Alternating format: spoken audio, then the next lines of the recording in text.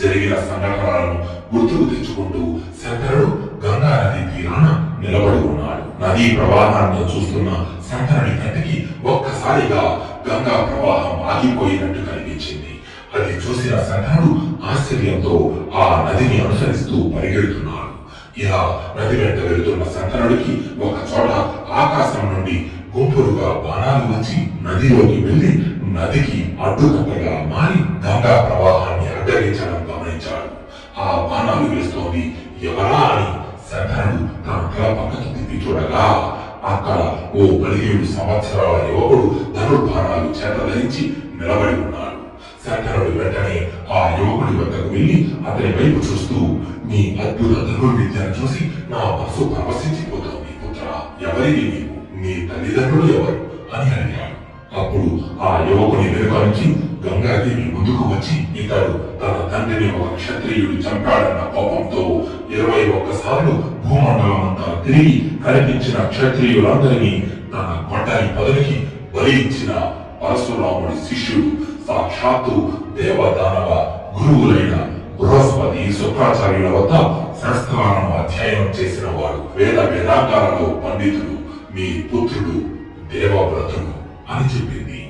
చాలా కాలం తరువాత తన పుత్రుడిని చూడడంతో శంకరుడి ఆనందానికి అవధులు లేవు. పుత్ర, ఇన్నాళ్ళుగా నేను ఈ హస్తినాపుర సింహాసనం నీ కోసమే ఎదురు చూస్తున్నా అంటూ దేవవ్రతుడిని గట్టిగా కౌగిలించుకున్నాడు. పక్కనే ఉన్న గంగాదేవి శంకరుడి వైపు చూస్తూ, ఇక నాకు సెలవు ఇవ్వండి ప్రభు అంటూ అక్కడి నుండి మాయమైంది. తరువాత శంకరుడు దేవవ్రతుడిని హస్తినాపురానికి తీసుకువెళ్లి అత్యంత వైభవంగా హస్తినాపుర రాజ్యానికి యువరాజుగా పట్టాభిషేకం చేశాడు.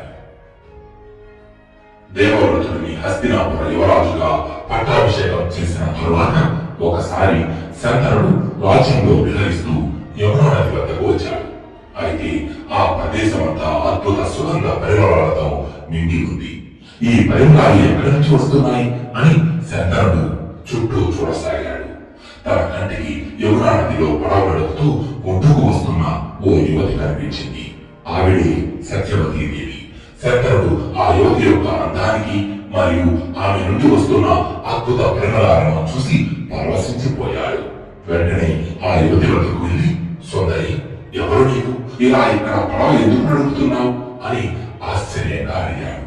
సమాధానంగా ఆ యువతి, నేను దశరాజు పుత్రికనైన సత్యవతిని, మా తండ్రి గారి ఆజ్ఞ మేరకు పడవ నడుపుతున్నాను అని చెప్పింది.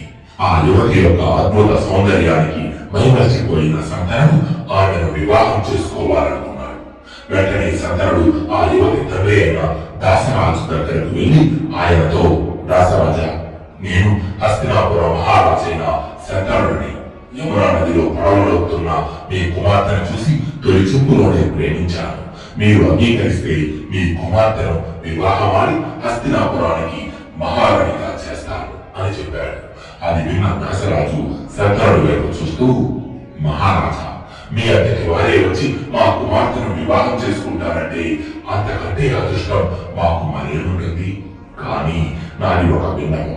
మీకు మా పుత్రికకు వివాహం జరిగిన తరువాత ఆమె గర్భాన జన్మించిన పుత్రుడే హస్తినాపుర సింహాసనానికి వారసులుగా రాజ్యాధికారం చేపడతానని నాకు వాగ్దానం చేయండి అని కోరాడు. అది విన్న శంకరుడు, హస్తినాపుర సింహాసనానికి వారసుడు నా జ్యేష్ఠ కుమారుడు, సద్గుణ సంపన్నుడు అయిన గంగాపుత్రుడు దేవవ్రతుడు. అతనికి తప్ప నేను మరొకరికి రాజ్యాధికారాన్ని ఇవ్వలేను. ఇది కాకుండా మీకు మరేమైనా కోరిక ఉంటే కోరుకోండి అని అన్నాడు. అప్పుడు దశరాజు, మహారాజా, నా పుత్రిక సత్యవతి మిమ్మల్ని వివాహం చేసుకుంటే అప్పుడు నా కుమార్తె మీ ప్రథమ పుత్రుడికి సవతి తల్లి అవుతుంది. నా కుమార్తెకు పుట్టబోయే బిడ్డలు జీవితాంతం యువరాజుకి సేవకులుగా దాస్యం చేస్తూ బ్రతకాలి. నా కూతురికి నేను అటువంటి జీవితాన్ని కల్పించలేదు. అది కాకుండా నాకు మరే కోరిక లేదు అని అన్నాడు. ఇక శంకరుడు దాసరాజు కోరడానికి అంగీకరించక తిరిగి హస్తినాపురానికి వెళ్ళిపోయాడు. శంకరుడు తన కుమారుడి మీద ఉన్న మమకారంతో దాసరాజు చెప్పిన దానికి నిరాకరించాడు. కానీ సత్యవతి దేవిపై ప్రేమను వదులుకోలేదు. ఆమె గురించి ఆలోచిస్తూ రాజ్య కార్యాలను పట్టించుకోవడం మానేశాడు. ఎవరితోనూ మాట్లాడకుండా ఒంటరిగా తన రాజమందిరంలోనే ఉంటున్నాడు. తండ్రి ముఖంలోని విషాదాన్ని గమనించిన దేవవ్రతుడు మంత్రులను సమావేశపరిచి, మహామంత్రి, కొంతకాలంగా తండ్రి గారి ప్రవర్తనలో ఏదో తెలియని మార్పు వచ్చింది. రాజ్య కార్యాలను, వారి ఆరోగ్యాన్ని సరిగ్గా పట్టించుకోవడం లేదు. సమయానికి భోజనం కూడా చేయడం లేదు. ఏదో కారణంగా ఆయన తీవ్రమైన బాధను అనుభవిస్తున్నారు. అది ఏమిటో మీకు తెలుసా అని అడిగాడు. దానికి మహామంత్రి దేవవ్రతుడితో, యువరాజా, మహారాజు సంతాల వారు యమునా నది తీరాన ఒక కన్యను చూసి ఇష్టపడ్డారు. ఆమెను వివాహం ఆడాలని ఆ కన్య తండ్రి అయిన దాసరాజును అడుగగా ఆయన ఈ వివాహానికి ఒక నియమం పెట్టాడు అని జరిగిన విషయమంతా చెప్పాడు. అది విన్న దేవవ్రతుడు తన తండ్రి బాధకు తనే కారణమని భావించి దాసరాజు వద్దకు వెళ్లి, నేను శంతన మహారాజు కుమారుడైన దేవవ్రతుడను. మా పితృదేవులు మీ కుమార్తె మాత సత్యవతీ దేవిని ఇష్టపడ్డారు. వారిద్దరికీ వివాహం జరిపించండి అని అడిగాడు.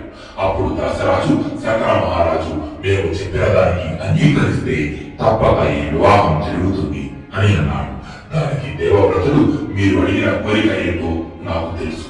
మీరు కోరుకున్నట్టుగానే నేను హస్తినాపుర సింహాసనాన్ని ఆశించకుండా మాత సత్యవతీ దేవి గర్భాన జన్మించిన పుత్రులకి సింహాసనం దక్కేలా చేస్తాను అని అన్నాడు. అది విన్న దాసరాజు, మీరు మీ తండ్రి గారి మీద ఉన్న ప్రేమతో సింహాసనాన్ని త్యజించారు. కానీ రేపు మీకు పుట్టబోయే బిడ్డలు మీ మీద ఉన్న ప్రేమతో రాజ్యాన్ని ఆశించారని నమ్మకం ఏముంది అని అన్నాడు. వెంటనే దేవవ్రతుడు దాసరాజుని, సత్యవతీ దేవిని తన రథంపై ఎక్కించుకుని హస్తినాపురికి తీసుకువెళ్లి అక్కడ రాజ్యసభలో శంకరుడి ముందు నిలబడి, సభలోని ప్రముఖులు సామంతరాజుల మధ్యలో రాజ్య ప్రజలందరూ చూస్తుండగా, మా పితృదేవుడు మహారాజు శంకరుల వారికి దాసరాజు పుత్రిక అయిన మాత సత్యవతీ దేవికి వివాహం జరిపించాలని నిశ్చయించుకున్నాను.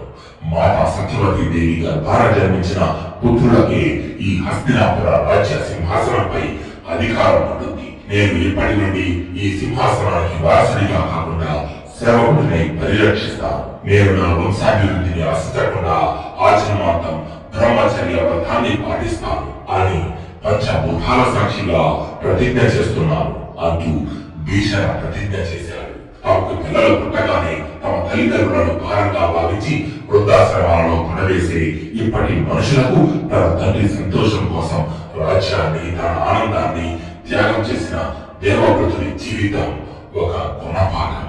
ఈ భీషణ ప్రతిజ్ఞకు దేవతలు ఆకాశం నుండి పూలవారం కురిపించారు.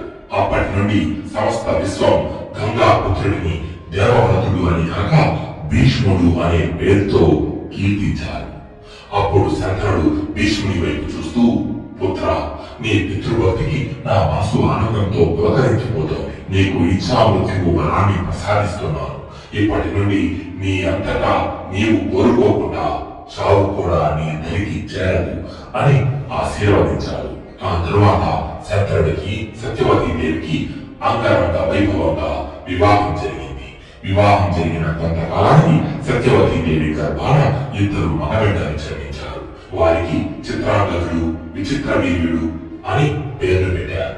అయితే వీరు చిన్న వయసులో ఉండగానే శంకరుడు అనారోగ్యం కారణంగా మరణించాడు. దానితో భీష్ముడు రాజ్యభారాన్ని, కుటుంబ బాధ్యతలను తనపై వేసుకున్నాడు. భీష్ముడు తాను చేసిన ప్రతిజ్ఞకు కట్టుబడి శంకరుడు మరణించిన తరువాత కూడా సింహాసనాన్ని అధిష్ఠించలేదు. భీష్ముడు ఎప్పుడు సత్యవతీ దేవిని తన సవతి తల్లిగా, చిత్రాంగదుడు, విచిత్ర వీర్యులను తన సవతి తల్లి బిడ్డలుగా భావించలేదు. తన తమ్ములకు తనే తండ్రిలా మారి వారిని పెంచి పెద్ద చేశాడు. చిత్రాంగదుడు, విచిత్ర వీరుడు యుక్త వయసుకు వచ్చిన తరువాత భీష్ముడు వారిద్దరిలో పెద్దవాడైన చిత్రాంగదుడికి హస్తినాపుర యువరాజుగా పట్టాభిషేకం చేశాడు.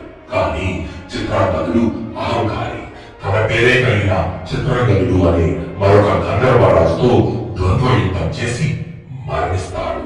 చిత్రాంగదుడు మరణించడంతో భీష్ముడు సత్యవతీ దేవి రెండవ కుమారుడైన విచిత్ర వీర్యుడిని హస్తినాపురికి యువరాజును చేస్తాడు. కానీ విచిత్ర వీరుడు హస్తినాపుర మహా సామ్రాజ్యాన్ని పరిపాలించేంత సమర్థుడు కాదు. విచిత్ర వీరుడు సింహాసనంపై కూర్చున్న రాజ్య కార్యాలన్నీ భీష్ముడే చూస్తుండేవాడు. భీష్ముడి సారథ్యంలో హస్తినాపుర రాజ్య వైభవం అనేక రెట్లు పెరిగింది. భీష్ముడి పేరు ప్రఖ్యాతులు భూమండలం అంతా మారుమోగుతున్నాయి. అయితే కాశీరాజు తన ముగ్గురు కుమార్తెలైన అంబ, అంబిక, ఆ బాలికలకు వివాహం జరిపించాలని స్వయంవరం ఏర్పాటు చేశాడు. ఆ ముగ్గురు కన్యలు అత్యంత సౌందర్య రాశులు. వారిని వివాహం చేసుకోవడం కోసం అన్ని రాజ్యాల నుండి రాజులు, యువరాజులు స్వయంవరానికి వచ్చారు. ఈ విషయం భీష్ముడికి తెలిసి ఆ ముగ్గురు కన్యలను తమ తమ్ముడైన విచిత్ర వీరునికి ఇచ్చి వివాహం చేయాలని నిశ్చయించుకొని తను కూడా ఆ స్వయంవరానికి బయలుదేరాడు. భీష్ముడు కాశీరాజ్యానికి చేరుకుని ఆ స్వయంవర సభలో ప్రవేశించి కాశీరాజు కుమారులైన ముగ్గురు కన్యలను తన రథంపై ఎక్కించుకొని స్వయంవరానికి వచ్చిన రాజులందరి వైపు చూస్తూ, ఈ కన్యలను క్షత్రియ వివాహం ప్రకారం హస్తినాపుర యువరాజైన నా తమ్ముడు విచిత్ర వీరునికి ఇచ్చి వివాహం జరిపించడానికి తీసుకువెళ్తున్నాను. మీలో ఎవరికైనా నన్ను ఎదిరించగల సామర్థ్యం ఉంటే నన్ను అడ్డగించవచ్చు అని అన్నాడు. దానితో స్వయంవరానికి వచ్చిన రాజులందరూ వారి ఆయుధాలను చేతబట్టి భీష్ముడితో యుద్ధానికి సిద్ధమయ్యారు. సమస్త భూమండలంలోని రాజులందరూ ఒకవైపు ఉన్నారు. భీష్ముడు ఒక్కడే మరోవైపు నిలబడ్డాడు. రాజులందరూ వారి ధనస్సులను ఎక్కుపెట్టి ఒక్కసారిగా భీష్ముడిపై బాణాలు సంధించారు. కుప్పలు తెప్పలుగా